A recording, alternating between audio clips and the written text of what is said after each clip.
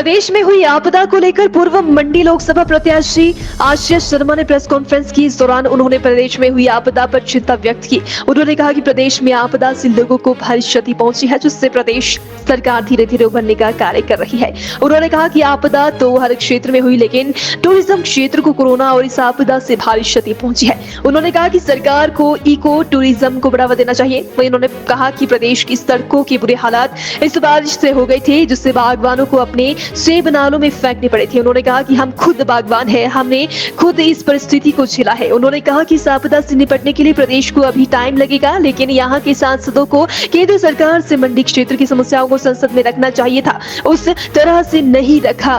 क्यों? उन्होंने कहा कि आपदा मंडी में आपदा के कुछ समय में कुछ नेताओं ने फोटो लिए, लेकिन कोई भी सहायता मंडी के लिए नहीं कर पाए। उन्होंने कहा कि इस आपदा से बचने के लिए प्रदेश सरकार सही दिशा में कार्य करे और प्रभावितों को सरकार यथासंभव मदद शीघ्र के बाद जो है बढ़ चढ़ के लोगों की सहायता जरूर की है, परंतु उन्होंने एक मापदंड रखा है। सभी जो प्रभावित थे उनके लिए उन्होंने एक मापदंड रखा, और कहीं लोग जो हैं जिनका कुछ भी नहीं रहा हुआ है, मैं समझता हूँ कि प्रदेश के लोगों के लिए जहाँ जिनका बहुत भारी नुकसान हुआ है, उनके लिए सरकार को जो है अलग से एक रणनीति बना के उनकी सहायता करनी चाहिए, क्योंकि कई लोगों के पूरे तरीके से जो है घर चौपट हुए हैं। और मेरा ये उद्देश्य है, केंद्र सरकार से भी मैंने निवेदन किया है कि प्रधानमंत्री ग्रामीण आवास योजना के तहत जो है थोड़े घरों के लिए जो है प्रदेश के लिए अगर केंद्र की तरफ से राहत आ जाए, तो मैं समझता हूँ बहुत सारे लोगों को इसमें जो है हम एक रिलीफ देने का कार्य कर सकेंगे। और यही मेरा मुख्य कारण था आज प्रेस कॉन्फ्रेंस करने। आप जानते हैं कि प्रदेश के अंदर जो है टूरिज़्म बहुत समय से निगलेक्टेड रहा है, और ना ही इसके लिए प्रदेश के माध्यम से कोई बजट एलोकेशन होता है, ना ही इसको डेवलपमेंट करने के लिए कोई रणनीति बनती है। जहां हमारे प्रदेश में आप जानते हैं कि ग्लोबल वार्मिंग की वजह से एग्रीकल्चर भी प्रभावित हो रहा है, वहाँ हम अगर इको टूरिज़्म को प्रमोट करते तो मैं समझता हूँ कि ये आपदा जो आई है इसका उतना खतरनाक रूप नहीं होता।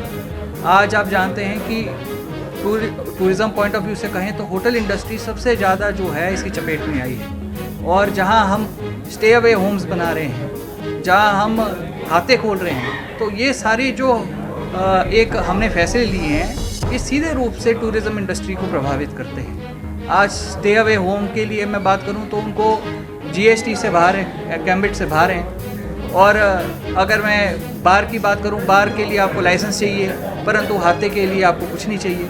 तो मैं समझता हूं ये जो एक हमारी टूरिज़्म पॉइंट ऑफ व्यू जो सोच होनी चाहिए थी वो नहीं हुई है, और उसके वजह से जो है एक रैम्पेट जो डेवलपमेंट टूरिज़्म की आप देख रहे हैं, जो अनप्लान्ड टूरिज़्म की डेवलपमेंट है, उसके वजह से जो है प्रदेश में जो है जो हम रेवेन्यू जनरेट कर सकते थे, उसको रेवेन्यू को भी हम जनरेट नहीं कर पा रहे हैं, और जिस तरीके से इंफ्रास्ट्रक्चर प्रोवाइड करना चाहिए था टूरिज़्म का, वो इंफ्रास्ट्रक्चर भी हम लोगों को नहीं दे पा रहे हैं। मैं समझता हूँ कि सांसद महोदय मंडी में आते हैं और कुछ समय लगाकर जो हैं वो वापस शिमला चले जाते हैं। जिस तरीके से 2 वर्षों के अंदर मंडी संसदीय क्षेत्र की आवाज़ दिल्ली में हमारा एक पक्ष रहना चाहिए था, वो नहीं रहा है। और कुछ लोग जो हैं मात्र मंडी और कुल्लू ज़िले को एक पॉलिटिकल टूरिज़्म की तरह इस्तेमाल करते हैं, आते हैं, फ़ोटो खिंचाते हैं और फिर वापस जो है शिमला चले जाते हैं। तो मैं समझता हूँ कि अगर